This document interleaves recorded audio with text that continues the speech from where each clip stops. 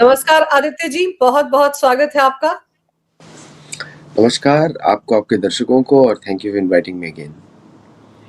आदित्य जी, अभी जिस तरह से ईरान को लेकर रायता फैला हुआ है, डोनाल्ड ट्रंप एक तरह से उकसा रहे हैं ईरान के लोगों को कि सड़कों पर अपने आंदोलन को जारी रखें, मदद पहुंच रही है, सरकारी इमारतों पर कब्जा कर लें। क्या अमेरिका पाकिस्तान में जो एयरबेस है उसका इस्तेमाल करेगा? इसीलिए आजकल वो जो आईएसआई का डीजी है आसिम मलिक, वो इजिप्ट में बैठा हुआ है, सुना है सीआईए और मोसाद के लोगों से मुलाकात कर रहा है, प्लानिंग बनाई जा रही है कैसे ईरान को घेरा जाए।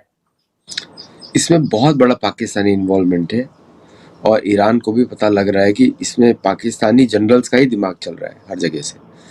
और एक ही ऑप्शन बचा है उस तरफ से उड़ने का। आपने देखा ही होगा कि बहुत सारी फ्लाइट रडार की इमेजेस आई हैं जहाँ पे अमेरिकन रिफ्यूलिंग टैंकर्स एक लाइन में लाहौर से लेके कराची तक उड़ रहे हैं और रिफ्यूलिंग कर रहे हैं to go to into Iran. तो प्रिपरेशन ऑलरेडी चल रही है। और अगर ईरान अमेरिकन नेवी यूज़ करता है वो, तो फिर उसके पीछे हूथी लग जाएंगे। अभी हूथी को पैसा दिया नहीं है ईरान ने ठीक से, उसके पास पैसा ही नहीं है देने के लिए।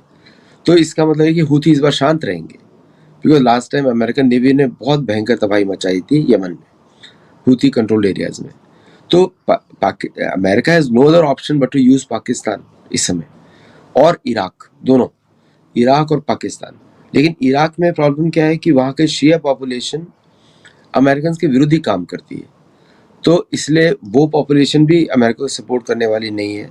तो मोस्टली जो फ्लाइट्स होंगी फिर वो होंगी लॉन्ग रेंज फ्लाइट्स होंगी, बड़े बॉम्बर से होंगी, B-52 और something.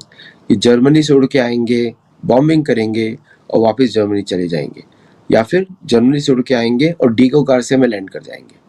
That will be the flight path. और फिर उसमें सो दे आर अज्यूमिंग कि पाकिस्तान जो है और ज़्यादा एक्शंस लेगा। लेकिन सपोज करो भारत का एक्शन शुरू हो गया कि Bharat is not going to wait, उसको जब लेना होगा तो पाकिस्तान के लिए डबल प्रॉब्लम। बट अमेरिका के पास ऑप्शंस बहुत ही कम है, बहुत कम है कि कहाँ से वो बॉम्बिंग करेगा ईरान के ऊपर। नॉर्थ से वो कर नहीं सकता, तो साउथ ईस्ट या फिर नॉर्थ वेस्ट टर्की के थ्रू कुर्द एरिया से कर सकता है। तो इस समय अच्छा चांस है कुर्दिस्तान वालों को इंडिपेंडेंस लेने का, इट्स ए गुड चांस। तो ये जो सीक्रेट मीटिंग हो रही है आसिम मलिक की, ये भी तो चोरी छुपाते गया ना वहां पर मोसाद हाँ, और सीआईए से मिलने के लिए। अगर ये सारा यस। खुलासा, ये तस्वीरें सामने आएंगी तो पाकिस्तान में तो इनके कपड़े फाड़ देंगे लोग।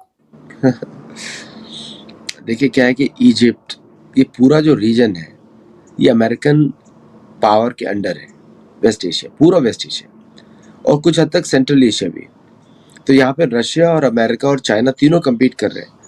Plus Bharat is the fourth force over there which people ignore, but it is the biggest force over there, क्योंकि हमारे सबसे रिलेशंस अच्छे हैं।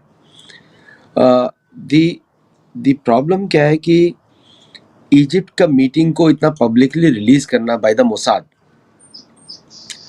वो एक तरीके का वार्निंग है पाकिस्तान को कि मैं भारत का दोस्त हूँ, तुम चाहे कुछ भी कर लो। तो भारत के क्या, भारत चुप बैठेगा वहां पे? भारत ने ऑलरेडी मिलिट्री मूवमेंट कर चुका होगा अब तक। सो पाकिस्तान इस तरह की कुछ भी बंदर हरकतें कर ले, लेकिन कुछ फर्क पड़ने वाला नहीं है on the ground. In fact critical time में आके अमेरिकन एड पाकिस्तान को बंद हो जाएगी, क्रिटिकल टाइम पे आके। तो जब उसको बहुत जरूरत पड़ेगी उस समय अमेरिका भागेगा वहां से, क्योंकि आप देख ही रहे हैं कि जिस तरह भारत जो है अपने मूवमेंट्स को बहुत ही सीक्रेटिव करके बनाता है। तो जिस तरह का इस समय जो पोजीशनिंग है वो पाकिस्तान के लिए चेकमेट है। उसके लिए सबसे बड़ा खतरा ये है कि भारत के साथ जब भारतीय सेना एक्ट करेगी उसके बाद कुछ है ही नहीं बचाने के लिए, कुछ नहीं है। और पीओके जब भारत लेगा उसके बाद से पाकिस्तान की वैल्यू खत्म हो जाएगी, देयर इज नो वैल्यू। उसके बाद अमेरिका उसको ऐसे छोड़ेगा जैसे कभी पाकिस्तान एग्जिस्ट ही नहीं किया। Once PoK is gone, there is no relevance of Pakistan for America. ये ऊपर तो इंडियन टेरिटरी आ जाएगी, अफगानिस्तान में जा नहीं सकता। तो भारत के लिए PoK is the most important thing to close.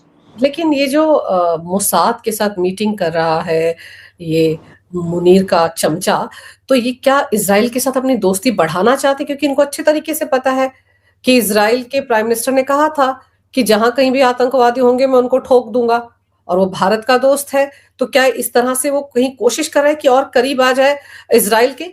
जबकि उसके देश में जो पासपोर्ट जारी किया जाता है उसमें तो साफ लिखा होता है ये मान्य नहीं है इज़राइल जाने के लिए, लेकिन ये दोस्ती की पींगे क्यों आखिर? देखिए क्या है कि ये सारे गेम्स इज़राइल की तरफ से हैं, क्योंकि वो पूरे एशिया में, वेस्ट एशिया में अपना कंट्रोल को बनाना चाहता है। तो it is the Mossad who is approaching them. Pakistan की इधर कोई, Pakistan is not a sovereign country. उसके लीडरशिप बिकी हुई है, अभी से नहीं, 1947 से बिकी हुई है। तो वो सॉवरेंटी का जो चोंगा पहन के मैं डिस्कशन कर रहा हूँ, तो ये जो कंट्रीज हैं ये उन्हीं को एंटरटेन करती है जिनके पास पैसा होता है या जिनके पास इकोनॉमिक पोटेंशियल होता है।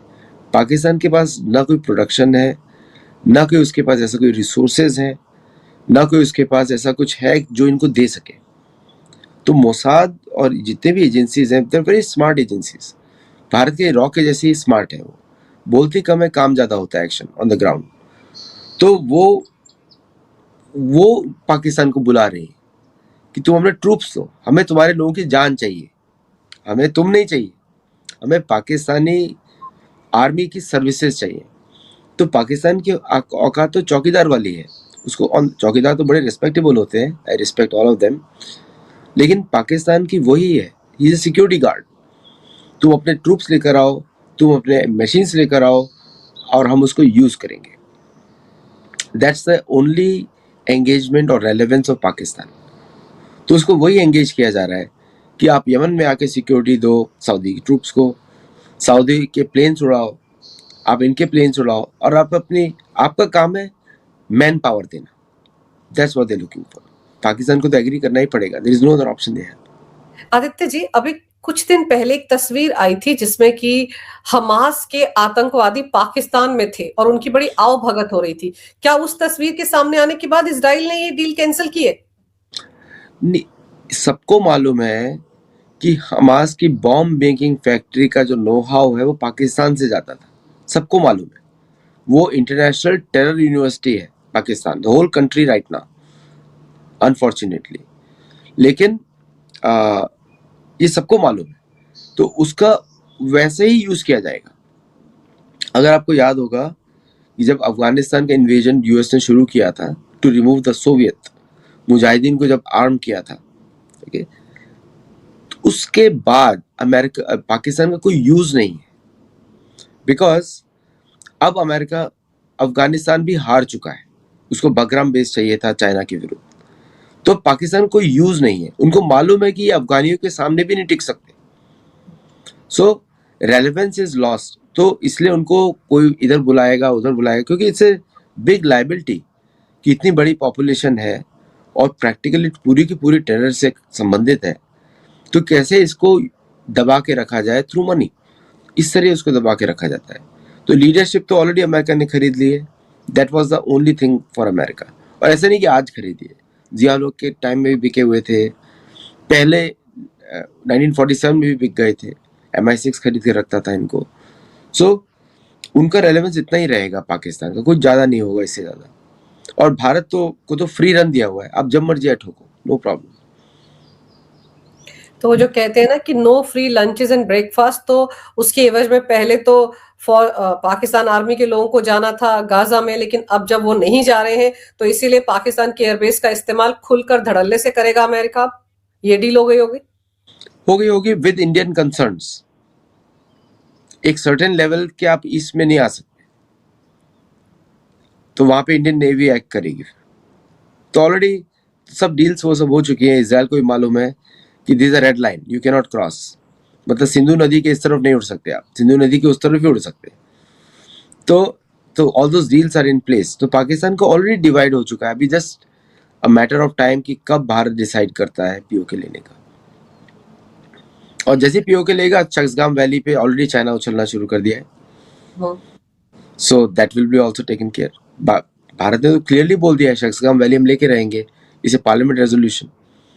तो जो भी एक्शन होगा चाइना शुड विड्रॉ, उन्होंने नोटिस दे दिया है। अब चाइना चाहे कुछ भी बोलता रहे, उसका कोई फर्क नहीं पड़ता। इंडियन आर्मी का रेजोल्यूशन तो बड़ा क्लियर है, Shaksgam valley they can take within weeks, within days, कुछ घंटे भी लग सकते हैं, सिर्फ कुछ घंटे। पिछली बार भी भारतीय प्लेन्स पर फ्लाइंग ओवर्स कर दूं फ्रीली, कोई रोक नहीं रहा था उनको। वो तो भारत बताता नहीं, ये सब चीजें लोगों को पता लग जाती है। भारत तो मैंने कहा ना कि गुपचुप तरीके से काम करता है। लोग, ट्रंप जैसे लोग धमकियां देते रह जाते हैं और यहाँ पर चुपचाप तरीके से बहुत कुछ कर जाता है भारत। लेकिन ये जो इस्लामिक नेटो बनाने के चक्कर में है पाकिस्तान सऊदी अरब के साथ मिलकर, और टर्की भी उसमें घुसने की कोशिश कर रहा है, क्या ये जो सही मायने में नेटो है उसके लिए कोई झटका हो सकता है, अमेरिका के लिए कोई झटका हो सकता है? क्योंकि पाकिस्तान तो ये बोलता है कि हमारे पास तो एटम बॉम्ब है, न्यूक्लियर बॉम्ब है, इसीलिए वो पूरे के पूरे इस्लामिक कंट्रीज को अपने साथ लेने की कोशिश करता है। और अगर ये इस्लामिक नेटो बन गया तो इसका क्या मतलब होगा और कितना खतरनाक होगा ये?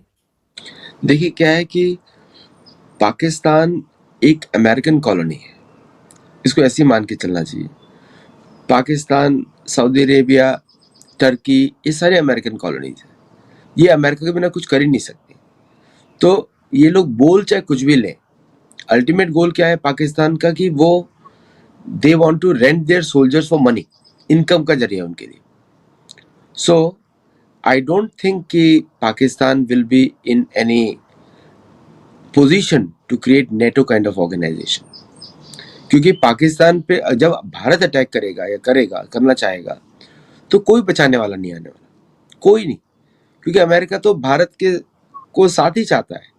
बिना भारत के पैक्स सिलिका मर जाएगा, बिना भारत के पैक्स अमेरिकाना मर जाएगा।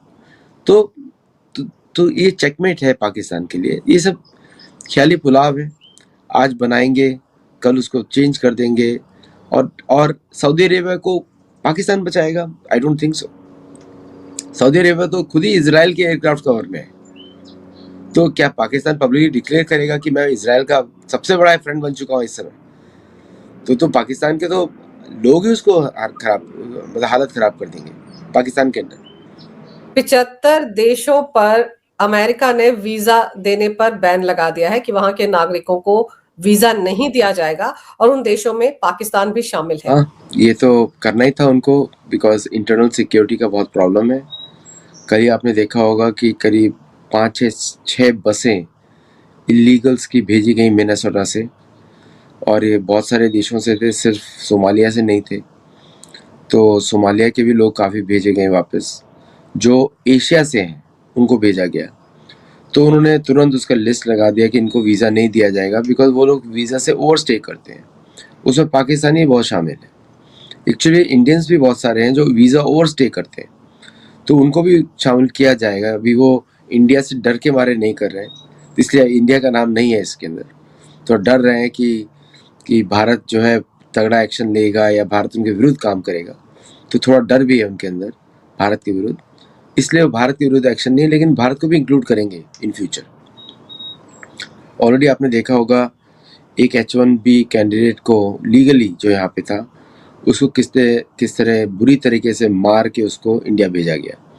तो वो करेंगे, वो ऐसा भी करेंगे। तो अभी इन्फोसिस उसके ऊपर एक्शन ले रहा है लीगली, लेकिन कुछ कर नहीं सकते, बिकॉज आइस फेडरल एजेंट्स हैं, और आइस जो है उनका डिसीजन फाइनल माना जाता है। तो US will not do anything.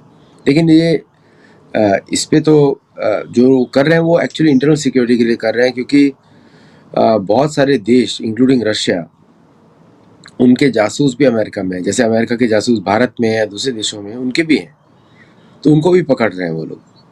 तो क्योंकि अभी वो एक केओटिक फेज में जाने वाला है अमेरिका, तो they want to remove any risk to internal security. अब वो कितना पुलिस स्टेट बनेगा, वो तो वैसे ही पुलिस स्टेट है।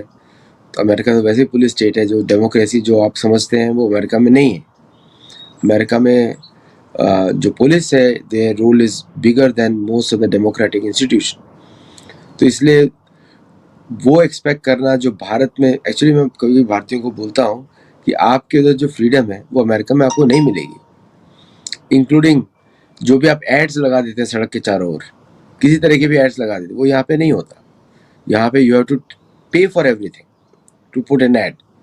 तो काफ़ी रेस्ट्रिक्शंस रहते हैं। उसके बीच में जो फ्रीडम होती है वो बहुत ही कम लोगों को होती है, ओनली ऑन सोशल मीडिया।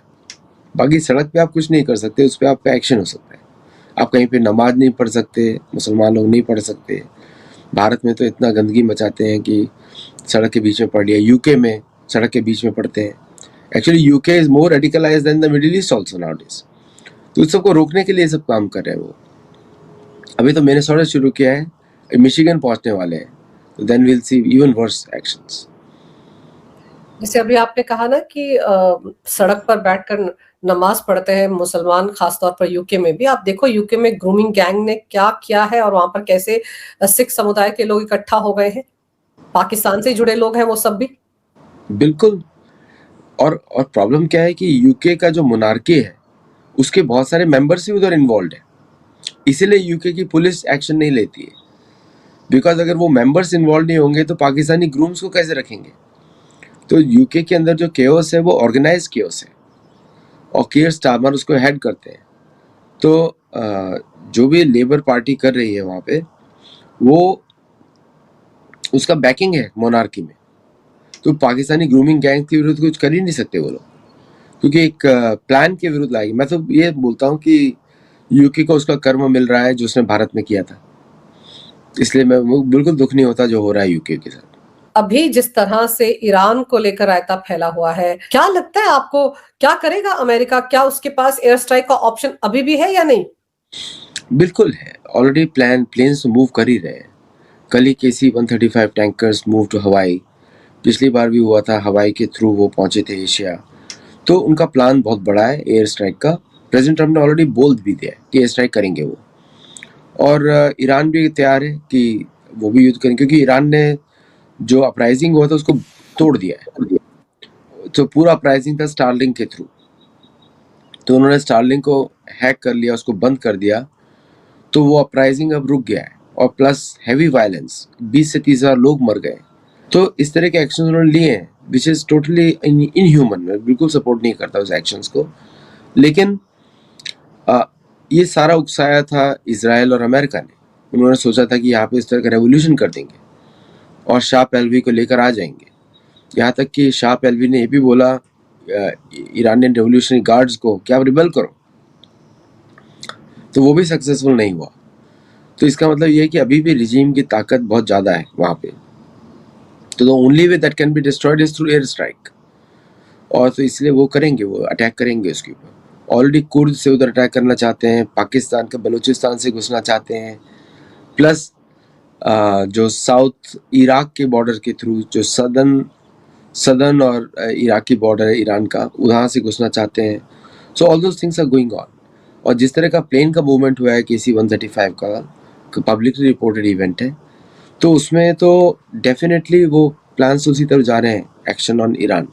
और फिर आप ये देखो कि कतर ने जो वहां पर एयरबेस है, वहां से क्यों अमेरिकी सैनिकों को खाली करने के लिए कहा गया? क्योंकि कतर ईरान के साथ खड़ा है इस वक्त और वो नहीं चाहता कि उसके एयरबेस का इस्तेमाल हो। क्योंकि आपको याद होगा पिछले साल जून में जब ईरान पर हमला किया था इजराइल और अमेरिका ने मिलकर, तब भी कतर के इसी एयरबेस का इस्तेमाल हुआ था।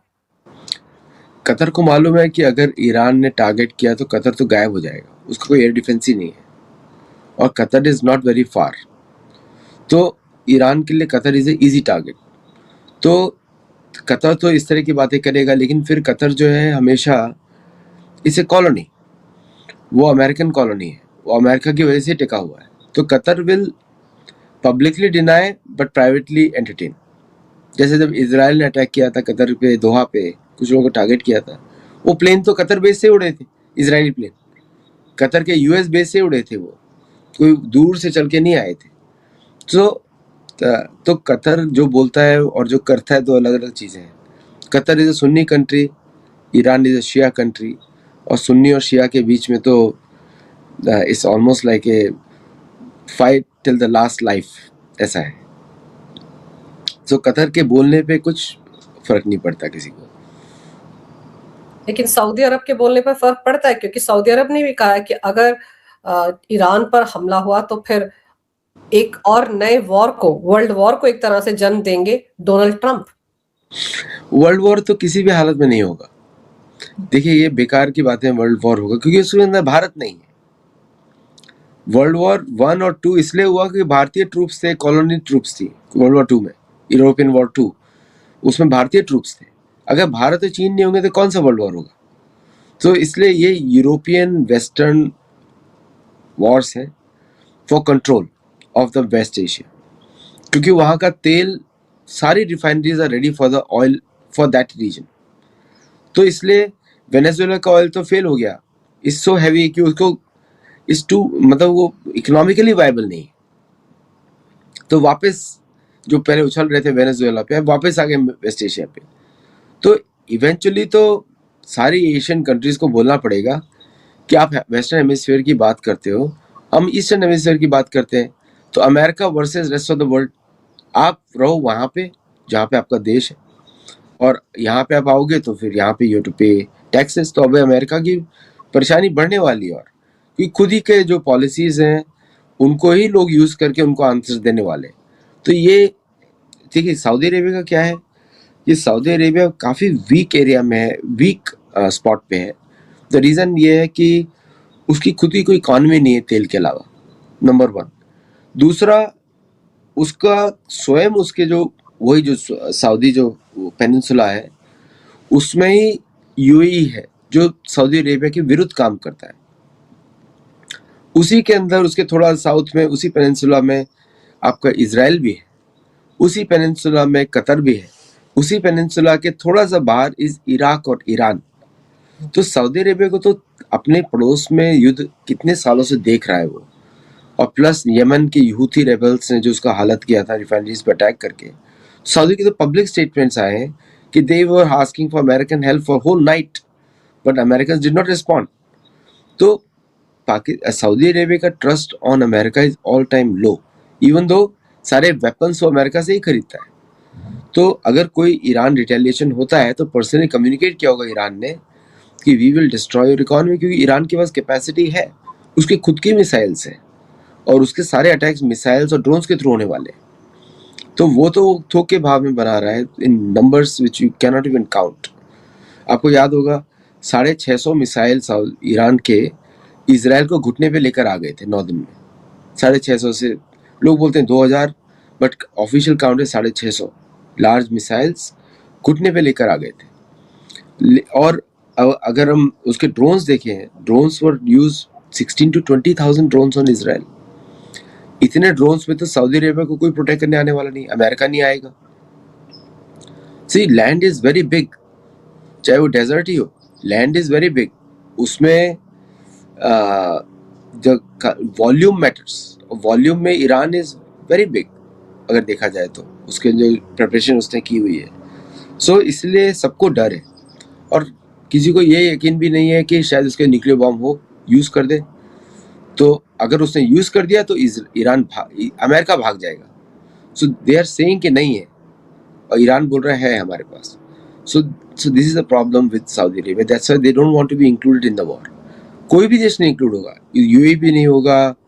तो ये जो भी बॉम्बिंग करेगा वो अमेरिका और इजराइल करेंगे। सऊदी अरब ये भी कह रहा है कि मैं अपने एयर स्पेस का इस्तेमाल नहीं करने दूंगा अमेरिकी जेट्स को, ये उसने प्रॉमिस किया ईरान के साथ। लेकिन अभी जिस तरह से फ्रांस के साथ भारत की डील होने वाली है, उसको लेकर चर्चा हो रही है, राफेल को लेकर, उस पर भी बड़ा विरोधाभास फिर से शुरू हो गया। जैसे पिछली बार नौटंकी की थी विपक्ष ने, खासतौर पर राहुल ने, डांट भी पड़ी थी सुप्रीम कोर्ट से, उसके बावजूद ये बाज नहीं आ रहे हैं। और अब फिर से प्रोपेगेंडा, इसके पीछे भी कोई डीप स्टेट हो सकती है इस प्रोपेगेंडे के पीछे, जिनको ये डील पसंद नहीं आ रही। ये तो कांग्रेस पार्टी है, कांग्रेस पार्टी और पाकिस्तान में कोई फर्क तो नहीं है। जिस दिन पाकिस्तान जाएगा उस दिन कांग्रेस पार्टी भी जाएगी।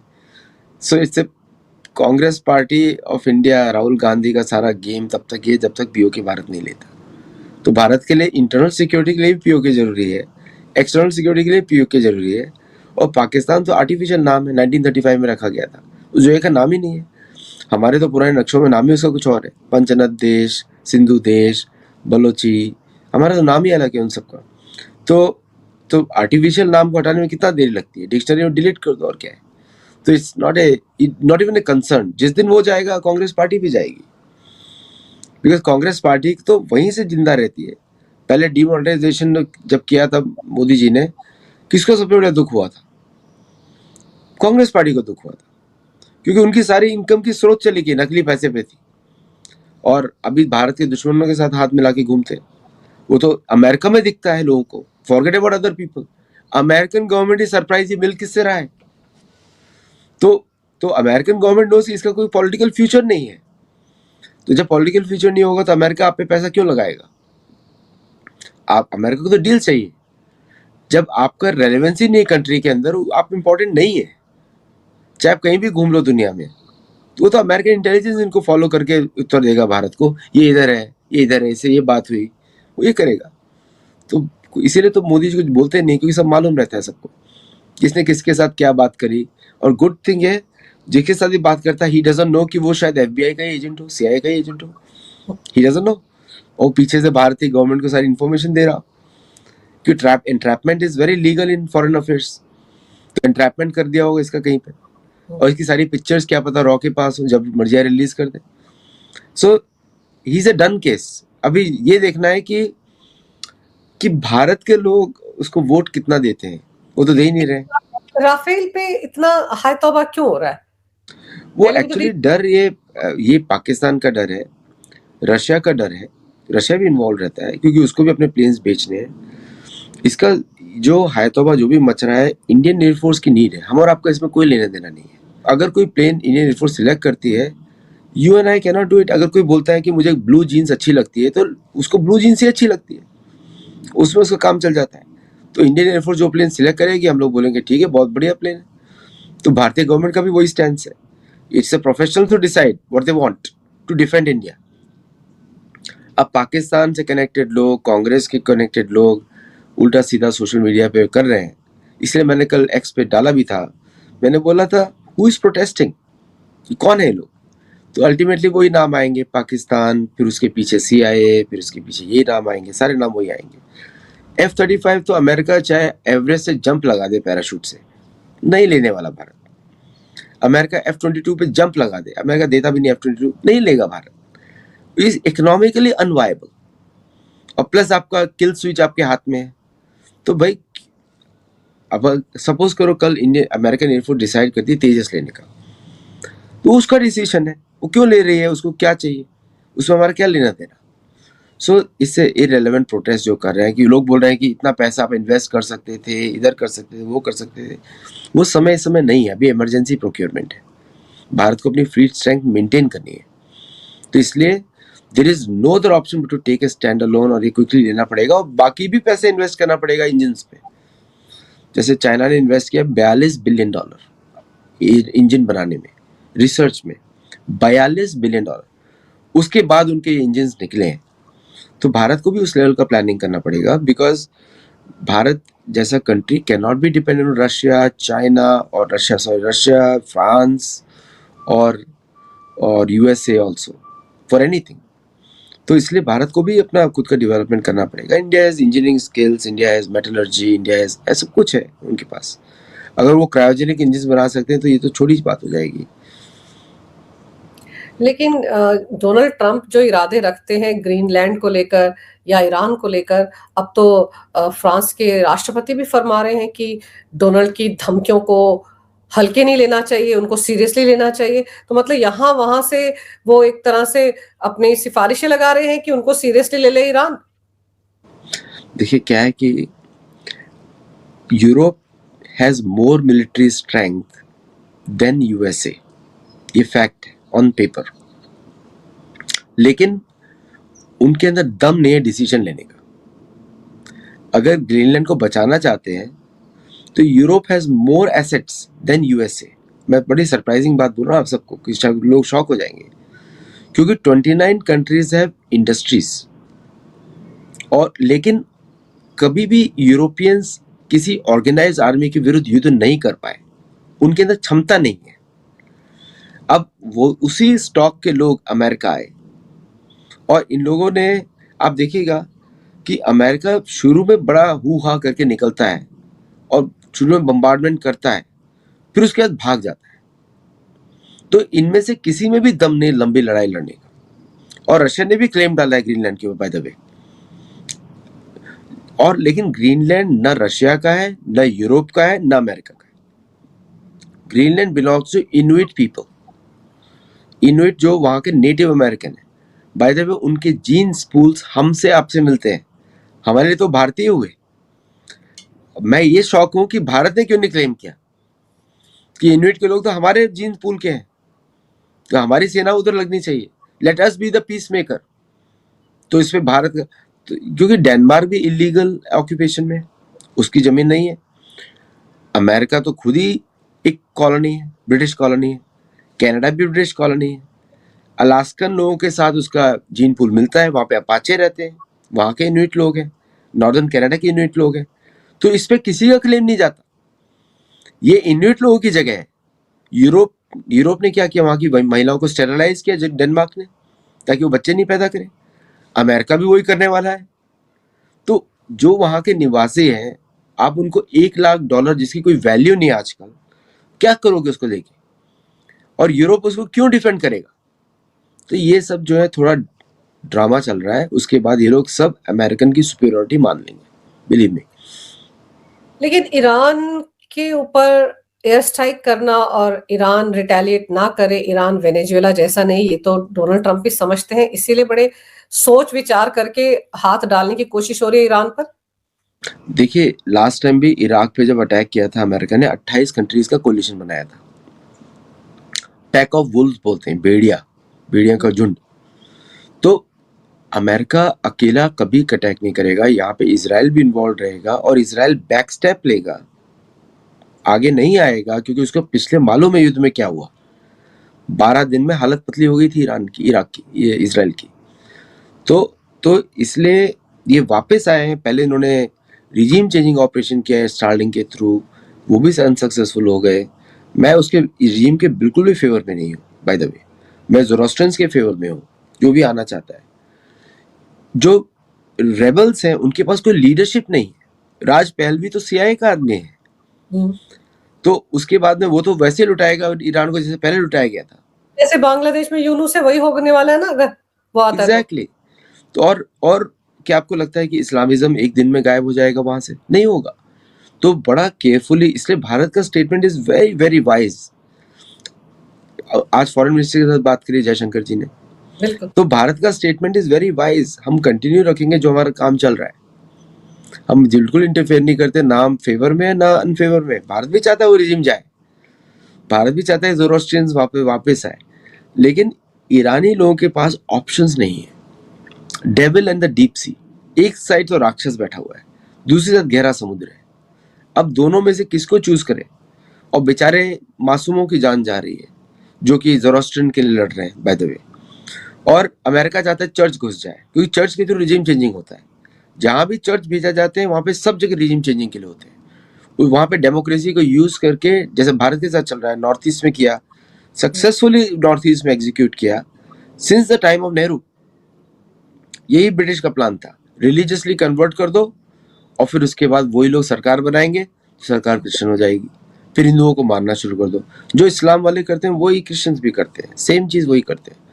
तो सेम मॉडल यूज करने की कोशिश करी, वो फेल हो गई। तो अब अमेरिका को भी समझ में नहीं आ रहा, तो बोल रहे मैं नेवियल एक्शन लूंगा। इसका मतलब ये है कि अभी थोड़ा सा और दिमाग उनका खनकेगा। कोशिश तो पूरी कर रहे हैं कि सब बेसेस, प्लेन्स वेन सब उनके सेट हो चुके हैं, लेकिन वो इतना इजी नहीं होगा। और मेरे हिसाब से एंड मोमेंट शायद कॉल ऑफ भी कर दें, क्योंकि risk is higher than the reward. अगर मैं कोई डिसीजन मेकर होऊंगा तो मैं रिस्क और रिवॉर्ड को कैलकुलेट करूंगा। तो अगर रिवॉर्ड ज्यादा है तो मैं एक्शन ले लूंगा, रिस्क ज्यादा है तो मैं थोड़ा सोचूंगा। तो इसीलिए सोच रहे थे दिनों से। प्लेन हवाई पहुंच गया, प्लेन जर्मनी पहुंच गया, प्लेन उधर पहुंच गया, प्लेन लैंड करने वाला है, इतनी रिपोर्टिंग हो रही है। That means nobody is sure, they are buying time. तो इसका मतलब ये risk is higher than the reward. बिल्कुल। ये जो डायलॉग है कि मदद आ रही है, ये क्या मतलब है? अगर मदद आ रही है तो तुरंत आनी चाहिए मदद। पिछले अरे 8 12 घंटे लगते हैं, 10 घंटे लगते हैं प्लेन को पहुंचने में। तो ये जो मदद आ रही है, ये सच में टाइम बाइंग टैक्टिक है अमेरिका की। डोनाल्ड ट्रंप भी जानते हैं कि वो बरा के छत्ते में हाथ देने जैसी बात होगी अगर ईरान को छेड़ा। लेकिन देखते हैं सर क्या कुछ डोनाल्ड ट्रंप नई स्ट्रेटेजी लेकर आते हैं। फिर कई बार वो बीच में कहते हैं हमारी बातचीत भी हो रही है, पता नहीं कौन सी बातचीत, किससे बातचीत करते हैं वो, लेकिन वो इस तरह की बयानबाजी करते रहते हैं। तो हो सकता है कि अभी अमेरिका हाथ ना लगाए, ईरान को थोड़ा और वक्त दे और सोचे। लेकिन ईरान में तो कहर बरपा हुआ है, कितने इनोसेंट लोग मारे जा रहे हैं, क्यों हो रहा है? मुल्ला राज कोई खत्म करना चाहते हैं ना वो लोग, इसीलिए तो सड़कों पर उतरे हैं। लेकिन देखते हैं क्या कुछ एक्शन और ईरान में होता है। आपने सर समय निकाल कर इस विषय पर बहुत ही अहम जानकारी मेरे दर्शकों को दी। आपका बहुत-बहुत धन्यवाद आदित्य जी। नमस्कार, भारत माता की जय, वंदे मातरम, जय श्री राम। जय श्री राम।